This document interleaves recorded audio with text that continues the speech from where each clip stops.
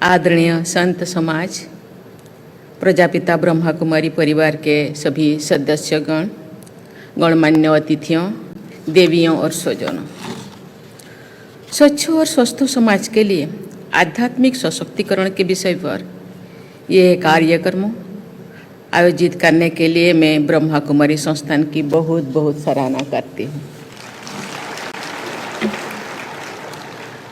ब्रह्मा कुमारी संस्थान आध्यात्मिक बंधुता के विस्तृत और सुदृढ़ आधार पर खड़ा है, जो पंथ और धर्म की परिभाषाओं से सीमित नहीं होता है। इस संस्थान द्वारा अक्टूबर 2023 में राष्ट्रपति भवन में इंटरफेथ मीट का आयोजन किया गया था। उस आयोजन का उद्देश्य था प्रेम, कल्याण, शांति, पवित्रता, सत्य और अहिंसा जैसे उन आध्यात्मिक मूल्यों पर प्रकाश डालना जो सभी धर्मों में विद्यमान है। वसुधैव कुटुंबकम की भावना के अनुरूप ब्रह्मा कुमारी संस्थान ने एक ईश्वर एक विश्व परिवार की चेतना को विभिन्न देशों और संस्कृतियों में प्रसारित किया है। ईश्वर एक है और मानवता भी एक ही है। एकता ही ये आध्यात्मिक चेतना, स्वच्छ और स्वस्थ समाज की पहचान होती है।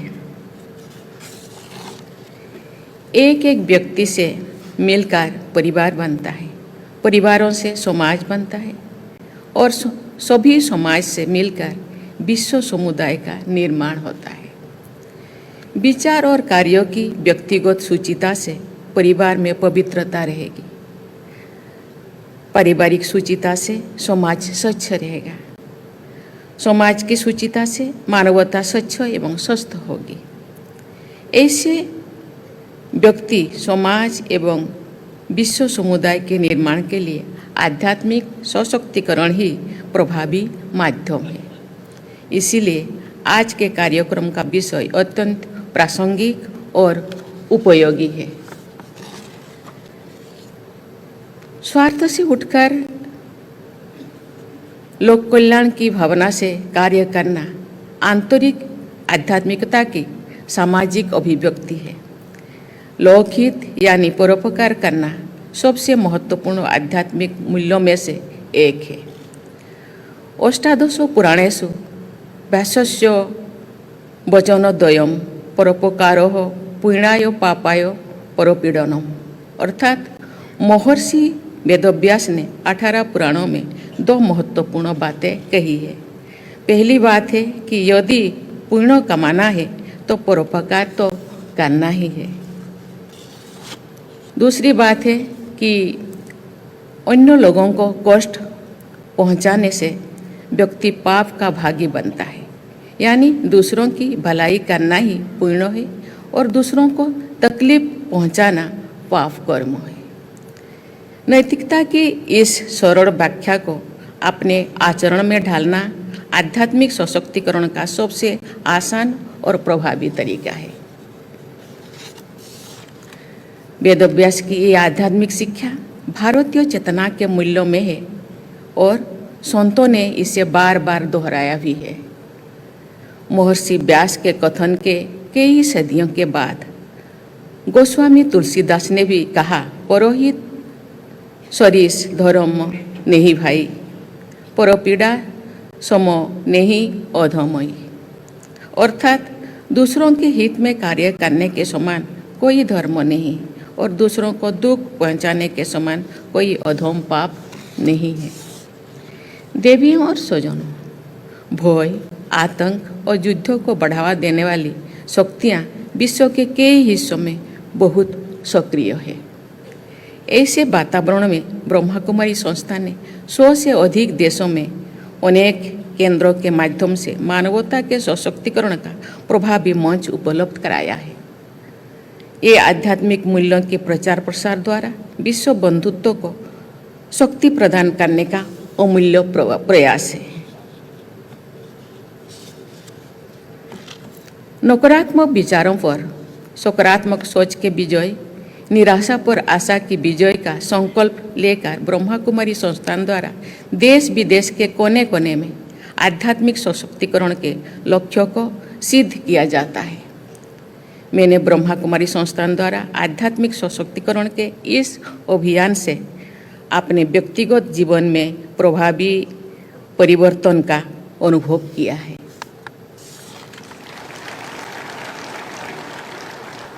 व्यक्तिगत पीड़ा के दौर से मेरे बाहर निकलने तथा सक्रियता और समाज सेवा के मार्ग पर आगे बढ़ने में ब्रह्मा कुमारी संस्थान की अत्यंत महत्वपूर्ण भूमिका रही है। देवियों और स्वजनों, मुझे ये जानकर विशेष प्रसन्नता हुई है कि युवा पीढ़ी को आध्यात्मिक मूल्यों से जोड़ने के लिए ब्रह्मा कुमारी संस्थान द्वारा विशेष कार्यक्रम आयोजित किए जाते हैं, जिनमें देश विदेश के युवाओं की भागीदारी रहती है। आध्यात्मिक सशक्तिकरण ही वास्तविक सशक्तिकरण होता है। जब किसी धर्म और पंथ के मानने वाले अध्यात्मों के आधार से हट जाते हैं तो वे धर्मांधता का शिकार हो जाते हैं, अस्वस्थ मानसिकता से ग्रस्त हो जाते हैं। आध्यात्मिक मूल्य सभी धर्मों के लोगों को एक दूसरे से जोड़ते हैं। भारत की धरती आध्यात्मिक भूमि रही है।